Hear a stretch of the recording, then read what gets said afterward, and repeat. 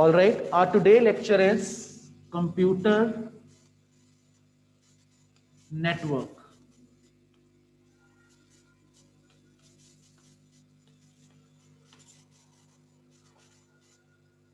What is a network? A network is group of computers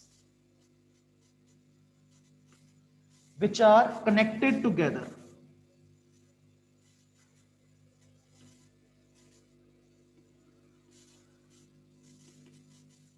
Group of two or more computers which are connected together, right? Why we connect the computers?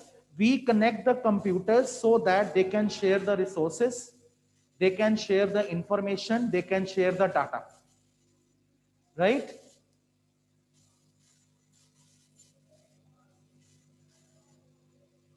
The computers which are connected onto the network, they are independent, they are autonomous computers.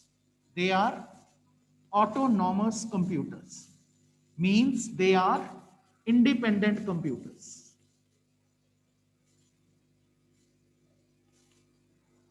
right?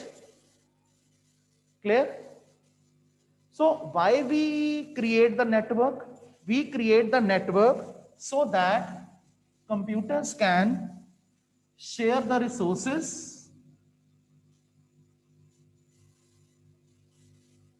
Resources can be hardware resources, it can be software resources, it can be any other information,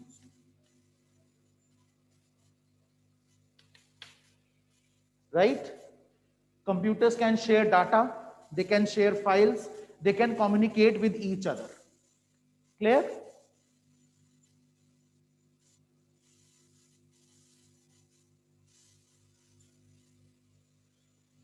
So, in order to have a better communication,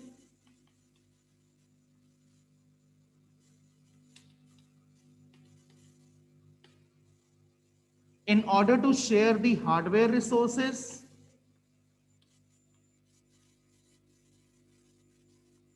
in order to share software resources, right? To provide security of data,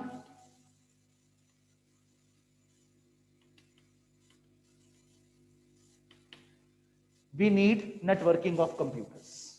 These are the main benefits of networking. That why we create network, these are the main benefits.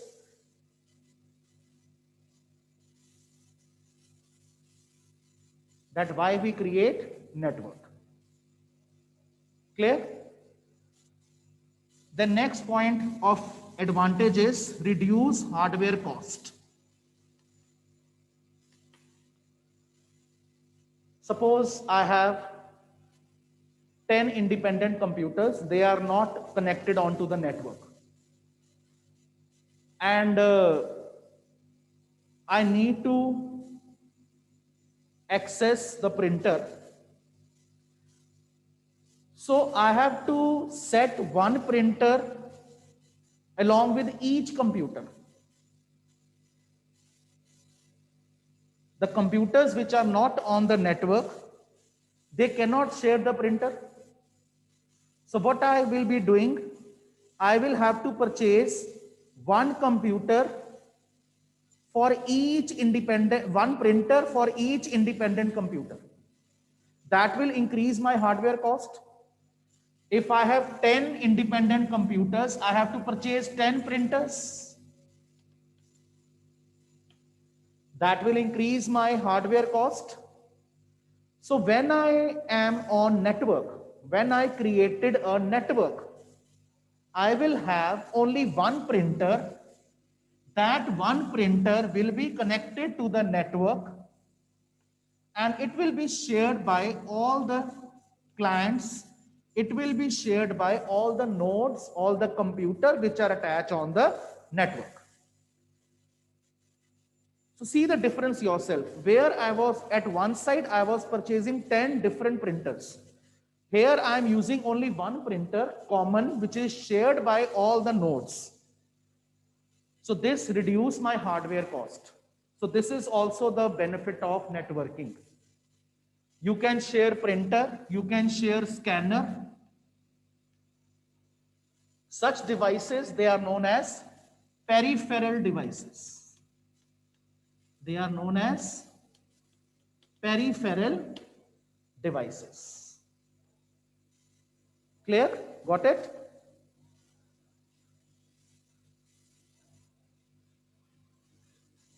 Now the concept is, what is node? What is node? The computer that is connected to a network. A computer that is connected or attached to network. That is called a node. A node has different names. We can say node is also known as host. Node is also known as workstation. A node is also known as host. A node is also known as workstation. So how we define node? A computer that is connected or attached to the network. And computer which is not connected to the network, that is called stand-alone computer. The computer which is not connected to a network, that is called stand-alone computer. Right? The next term comes, what is server? Server is the main computer that facilitates all the resources, that manage all the resources, that fulfill the request of the client. Now, what is client? Client is same as node. We can say node as client also, right? For example, as a client, I visit my advocate. I put my request in front of the advocate that this is my problem. So you have to solve it. You have to resolve it. So advocate will accept my request, will fulfill my request, and will do my needful. So indirectly or directly, advocate is server and I am the client. When we are accessing any website using internet, our browser, our web browser acts as client. Our desired page request goes to the server. Server searches the database, searches for the desired page, and send back the page to us. Right? So server is the main computer that facilitates all the resources, that manage all the resources. Right? Online students, am I clear up till here? Please raise your thumb, beta, hurry up. Okay, fine, thank you. Clear?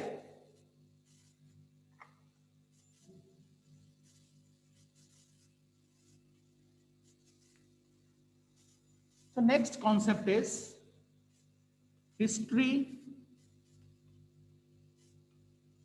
of internet.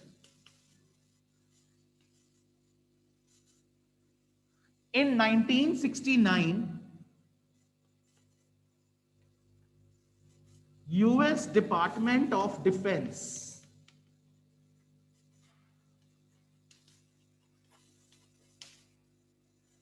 in 1969, US Department of Defense, they created a project. That project was named as Advanced Research Project Agency Network.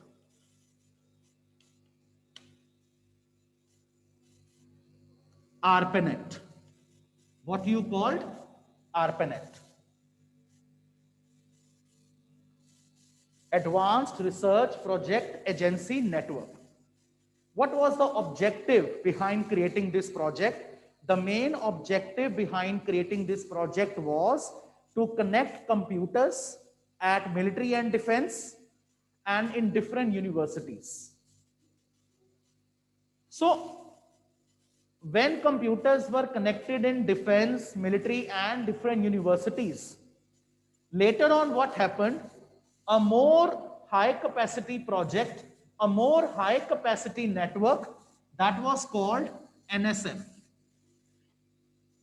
That was called NSF. It was created in the year 1980. It was created in the year 1980 by National Science Foundation.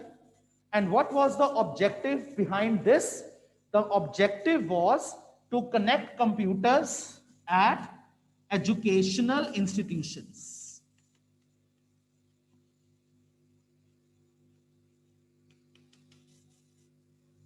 For academic research. For academic research, for various type of educational institutions, the computers were connected together and this project NSF was created.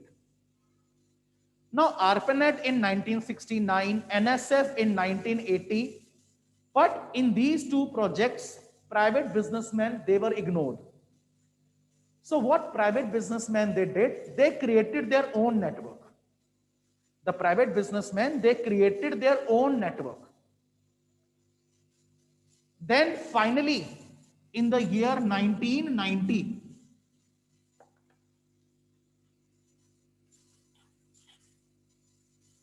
ARPANET, NSF, private businessmen, they all voluntarily joined together. They all combined together and internet came in the existence. Internet came in the existence in the year 1990. So how we can define internet? I give one small diagrammatic example. Consider these as computer. These small boxes, consider them as computers or nodes. This is one network. This is one network. I am giving it the name network 1. This is second network. I am giving the name network 2. This is third network. I am giving the name network 3. And it is not necessary that all these networks are in the same area. They are scattered all over the world. They are differ in protocol. They are differ in location. When I combine all these networks together worldwide, on global basis, on worldwide basis, when I combine these networks together, that is known as internet. So what is internet? Internet is the worldwide network of networks. Or we can say internet is the global network of networks. Global network of networks. Internet doesn't consist of only one network. It consists of multiple networks which are scattered all over the world. Right?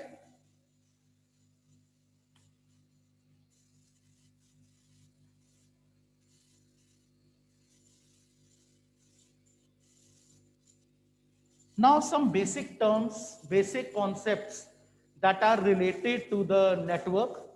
First is gateway. Gateway actually is a device that is used to connect dissimilar networks. Means the network which differ in the protocols, right? The network which doesn't have the same protocol, they are different networks. So in order to connect dissimilar networks, we need a network component, a network device that is known as gateway.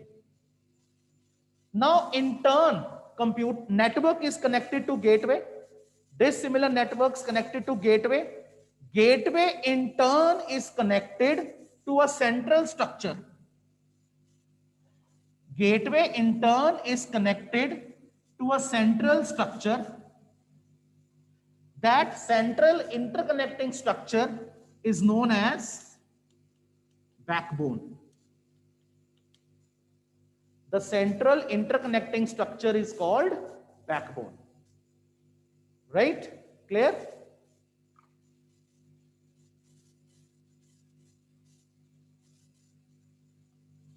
Now suppose A is client, B is a server. They both want to communicate. Or in more simple terms, you can say A is the sender, B is the receiver.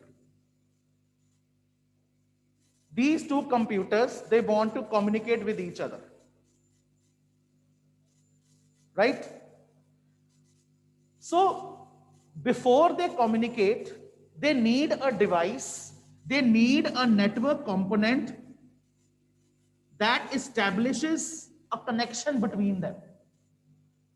Before the data can be transferred, a connection has to be established between sender and receiver or between two hosts.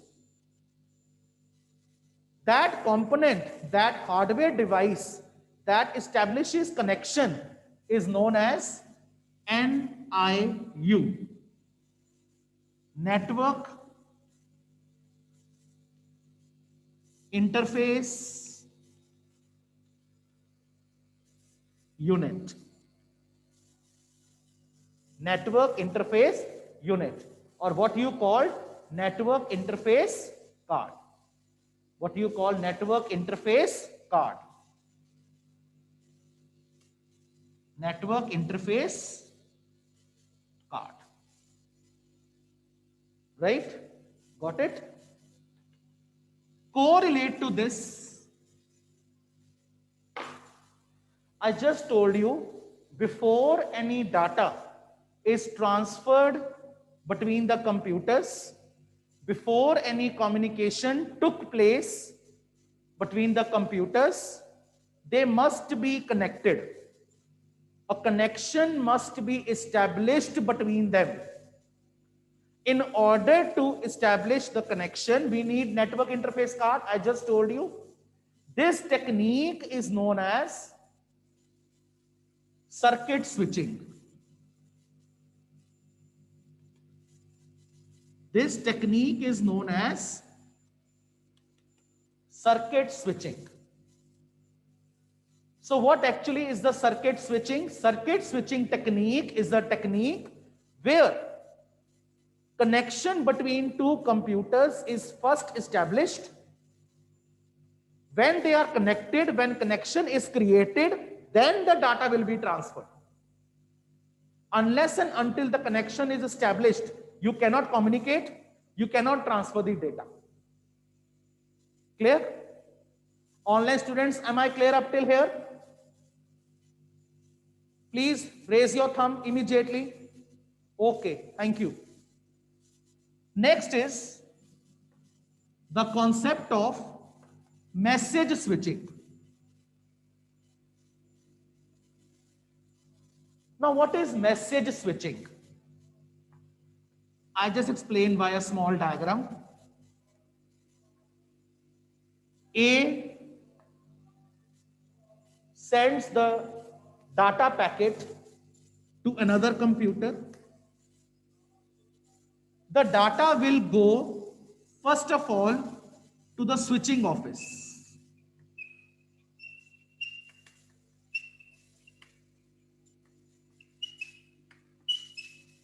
First switching office. The data will first go, the data or the message or the packet. Three terms I am using interchangeably.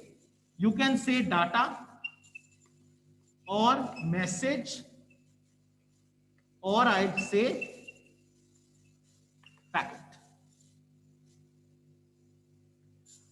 The message will first of all go to switching office, the first switching office in the channel, in the line. The switching office will see that whether the line is free, whether the channel is free. If the channel is free, the data will go to the next switching office. Switching office, next switching office. Right? The data will go to the next switching office. This switching office will then further see, is the channel free? Is the line free? Then it will send data to the next switching office. This cycle will continue till the data reaches the final destination. This whole cycle will continue till the data reaches the final destination. Right? Clear? So this technique is known as message switching technique.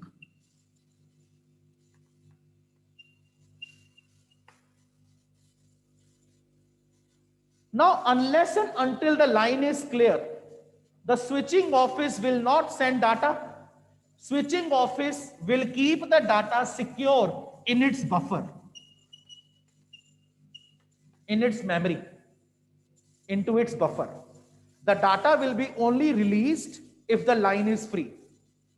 If the line is not free, if the link is not free, the data will not be passed out.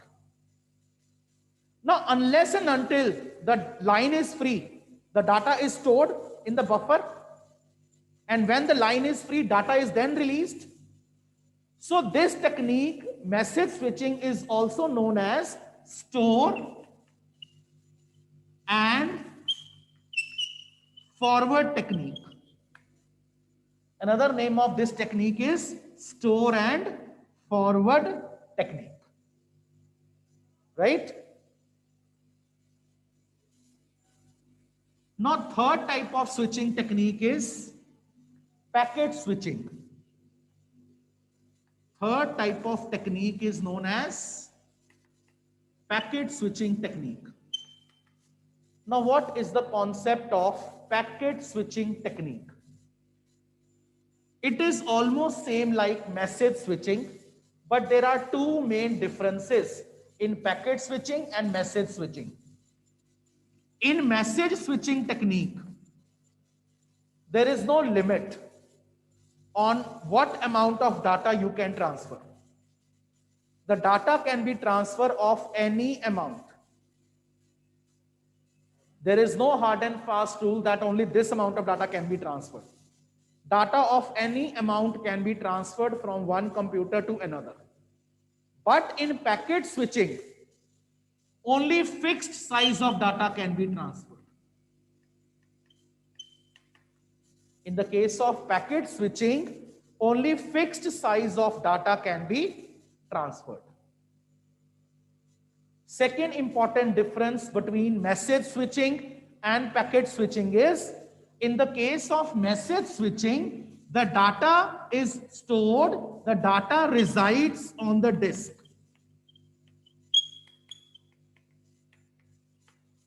Data resides on disk. But in packet switching, the data resides in the main memory. The data resides in the main memory. Right? So these are the two main technical differences between packet switching and message switching.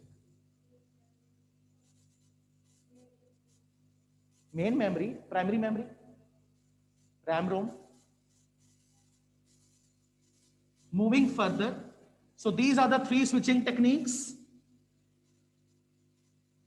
Now, some more common terms that are linked with the internet is protocol. The simplest meaning of protocol is rules.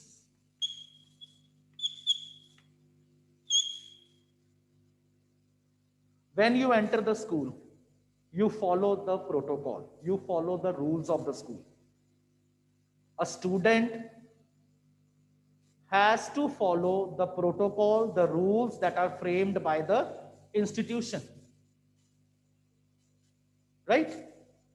So when we are communicating on internet, when two computers are communicating on internet, they are to follow some rules, regulations. Those rules are known as protocol. And internet is based on a protocol that is called TCP/IP. The protocol on which internet is based is known as TCP/IP. It stands for Transmission Control Protocol, Internet Protocol.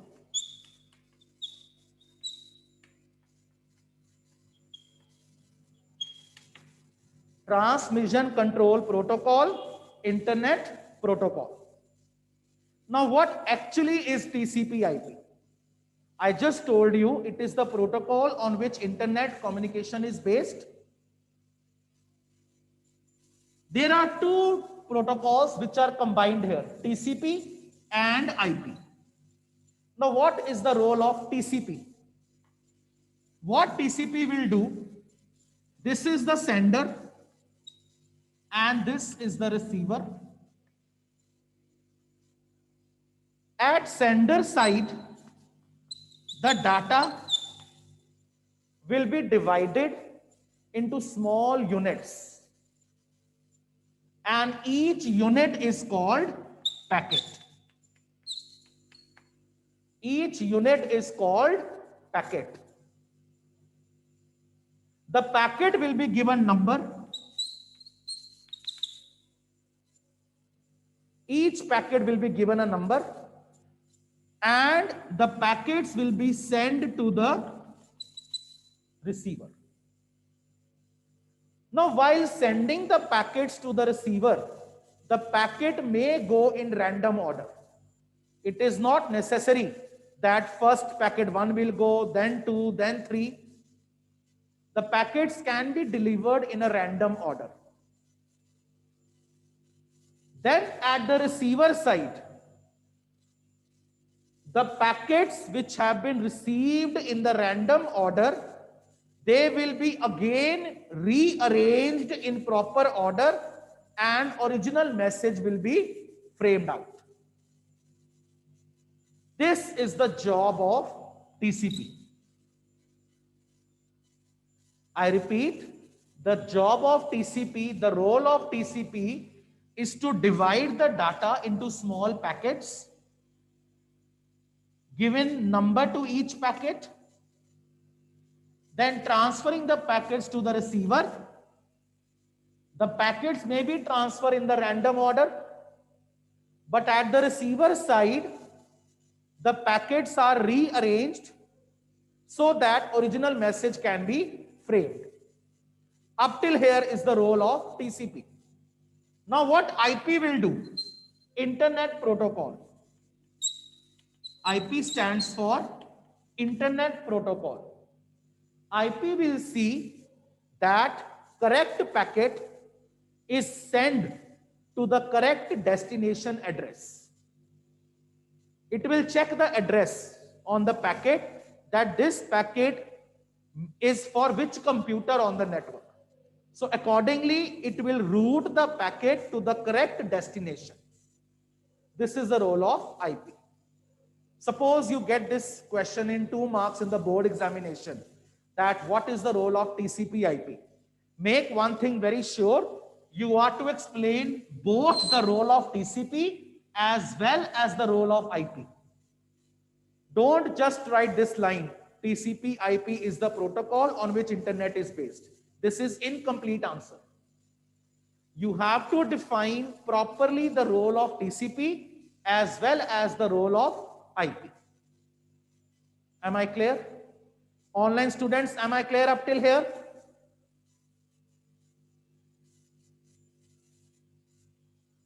Okay.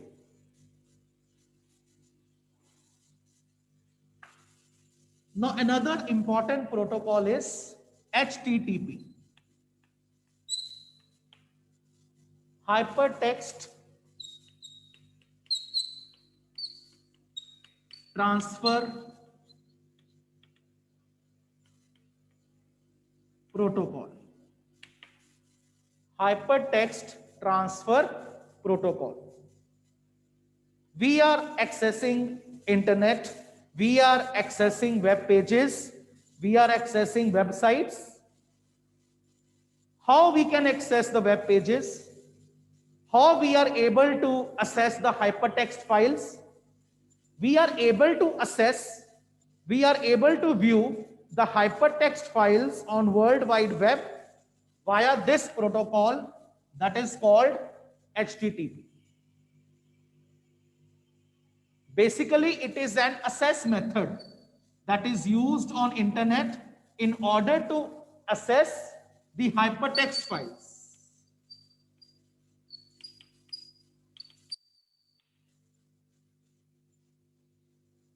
Now, you might have seen that when you enter the URL of any website, you might have seen S after this HTTP.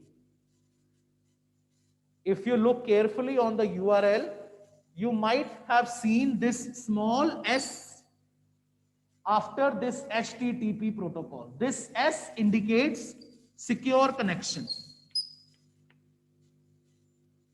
Simple HTTP is insecure connection. HTTPS means secure connection.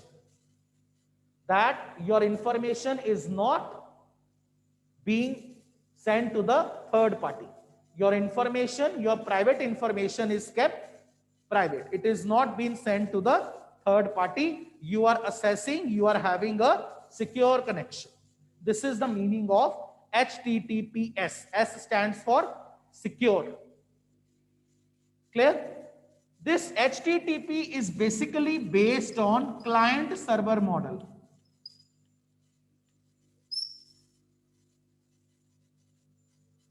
What actually is the client-server model? A very simple model. The simple meaning of client-server model is client send the request to the server. Sorry. Client can be your laptop, it can be your smartphone or any digital device. The client send request to the server. Server searches the database, searches for your desired page that you have asked, checks the URL, and if everything is okay, the server will send back the requested page to you, and the page will be displayed on your browser. So basically, your browser, your web browser is your client, your www client. Your browser navigate the pages, your browser display the pages on the screen. So what is the web server? Web server, or you say www server. The main computer that respond to the request of the client. The main computer that manage all the resources and that which respond to the request which is made by the client. That is your server. So on this client server technology, your HTTP protocol is based. Right? So now question comes, what is World Wide Web? World Wide Web is set of standards plus protocols plus programs. Set of standards, protocols and programs that allows the multimedia and hypertext files to be displayed, to be created and to be linked on internet. Right? Basically, www is a collection of many documents, and all the documents, they are interconnected via hyperlinks. Hyperlink is a highlighted word which when clicked takes you to some other page.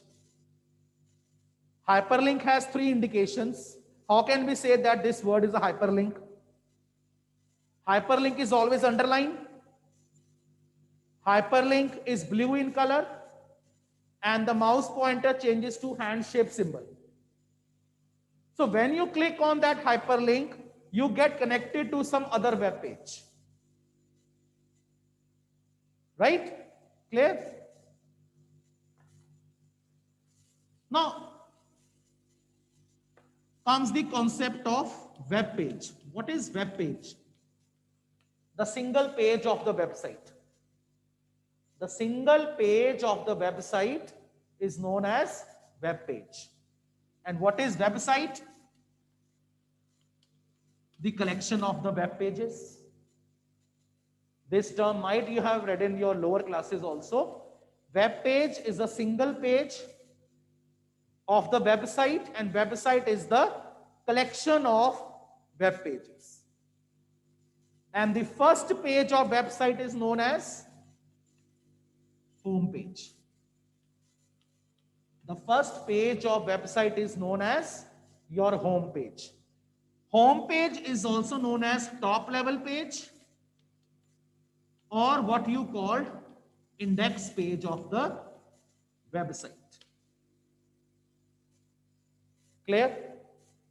Am I clear up till here?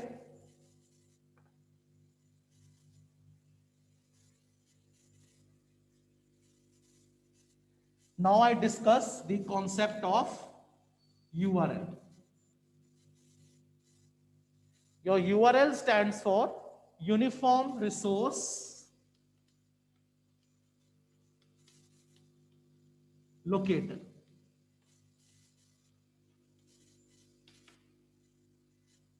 Uniform Resource Locator. In simple terms, we can define URL as the address of the web site or file on internet. The address of the file or the website on internet is called URL. URL basically consists of three parts. URL consists of three important parts. First is type of protocol, right? Second is address of the server. Clear? Third is location of the file. Location of the file, or what you call path.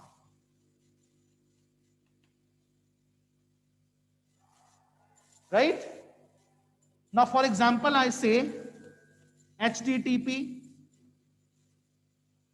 www.cbsc.nic.in/academics/exam.asp, any file. This is example I am giving. This is called type of protocol.